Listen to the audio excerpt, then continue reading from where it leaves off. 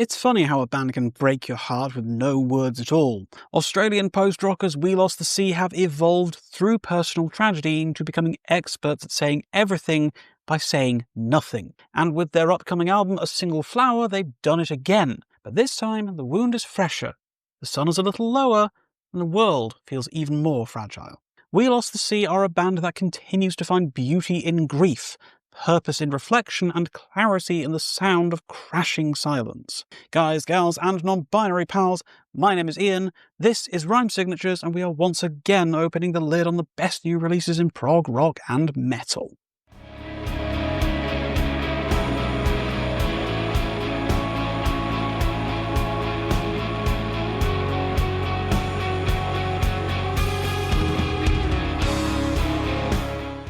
Okay, so about a decade ago I was introduced to this band by a close friend of mine, and I took my first faltering steps with We Lost the Sea with their jaw-dropping album of departure songs. For context, it was the band's first foray into a purely instrumental piece in the wake of the tragic loss of their vocalist Chris Torpey 2 years prior, and as such felt as an album born of grief and loss as evidenced in the themes and context of the music.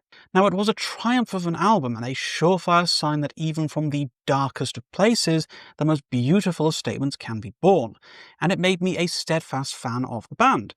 It's still hard for me to make it all the way through departure songs without shedding manly tears. The follow-up 4 years later, Triumph and Disaster, was similarly brilliant, but not quite as emotionally impactful for me. It still carried that larger-than-life profile that made departure songs so resonant with me, but it was missing a certain undercurrent that I couldn't quite put my finger on. Nevertheless, it was another feather in the cap of the band, carving out their name in the instrumental post-rock landscape, and it was largely very well received. But here we are now, 6 years later, with their third fully instrumental piece, and I feel this could very well be their most accomplished work to date. So let me just be upfront for a second here. A Single Flower is a stunning piece of work. It's a record rooted in grief, growth, and grace. It presents itself as a natural progression from Triumph and Disaster that doesn't feel like a sequel, but like a companion piece that sits beside it, hand on its shoulder, watching the same fires dying out in the distance. This is post-rock with a painter's eye. Every crescendo feels like it's been etched onto your skin with a scalpel. Every lull is the breath between waves. It's cinematic, yes, but never in a way that screams, "Look at me." Instead, it whispers, "Listen to this."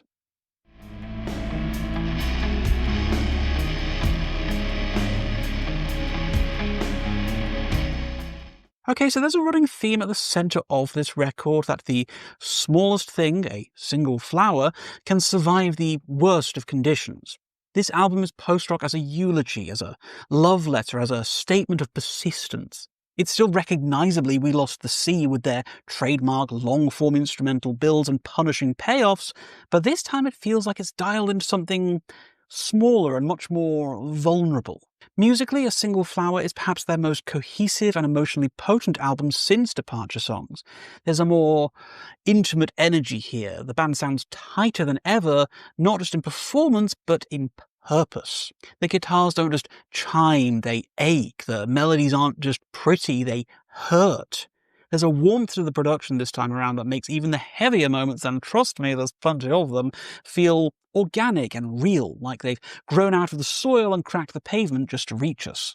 The opening track, If They Had Hearts, sets the tone with a gradual, deliberate intensity, never rushing to the climax but earning it.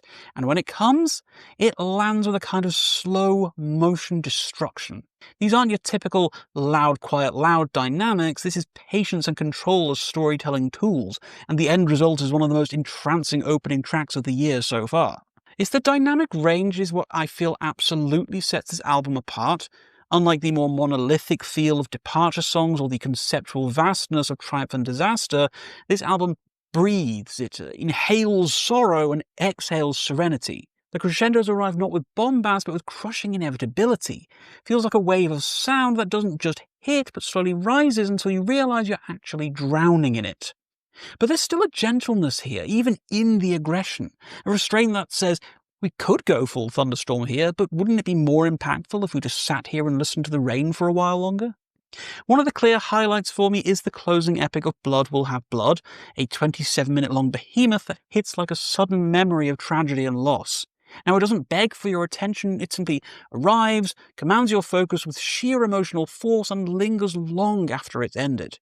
Now, while I feel it may lack the narrative cohesion of Challenger Part 1 Flight, it more than makes up for it with how effectively it paints its overarching textures and moods.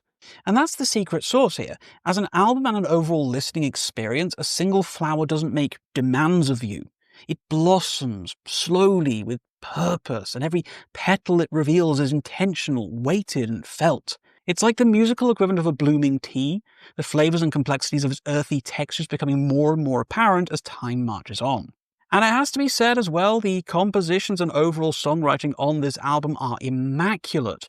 There's no excess fat, no indulgent over-arrangement. Every track feels sculpted with deliberate purpose, as though the band have kind of chiseled their rawest emotions into stone and then dusted off the debris until only the most refined artistic statement remains. And emotionally, this one hits really hard.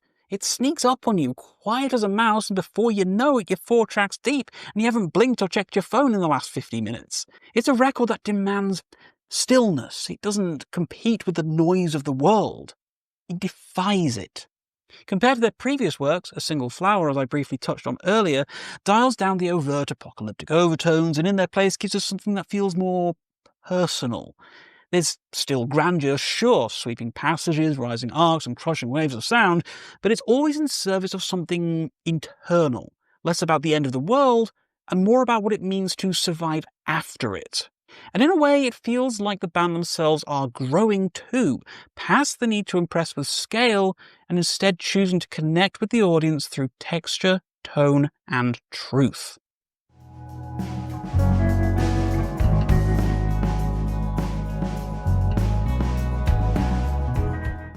Okay, this section honestly kinda sucks at times, and albums like A Single Flower make me question the inclusion of it at all, but dang it, I have a working formula for these videos of mine, and I'll be damned if I'm going to swing away from it now. So what can I levy against this one? Well, I guess if you don't like post-rock, you're simply not going to like this one either. It's guilty of some of the tropes of the genre, I guess, and some might see the build-ups to the payoffs as repetitive or droning, which I guess I can kind of empathise with. Lord knows that's been one of my sticking points against bands like Swans and have been for decades.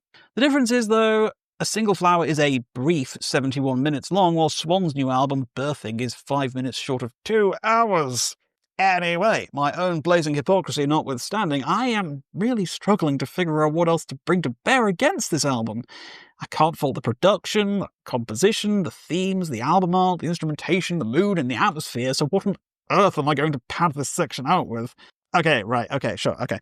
The band's Australian, right? Okay, sure, okay, Okay, I've got something. So, I tried a Tim Tam the other week for the first time, and my god, the hype that damn biscuit has been given by my Aussie friends cannot be understated. Straight in, you're gonna love it. You can bite the corners off and drink hot chocolate through it, and it's called a Tim Tam Slam. What I got was a sodding penguin biscuit that cost about 3 times as much, didn't taste much different, and as for the Tim Tam Slam, I ended up dribbling hot chocolate all over a white t-shirt, so thanks for that, Australia. I'll be sending you a bill for the personal non-bio laundry tabs I bought when I last did the weekly shop. You see, this is what this album has reduced me to. Irreverent, anecdotal ranting about something utterly disconnected from the actual music in order to fill up the negative section of this review.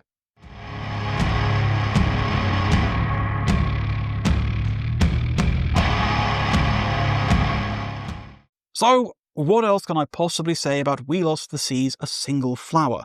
Honestly, the guys have just done it again.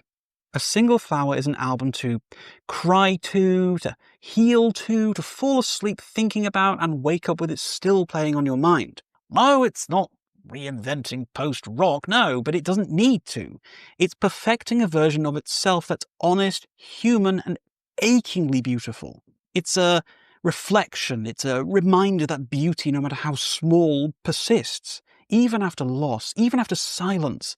The emotional payload here is devastating, not because it's heavy, but because it knows exactly where to aim.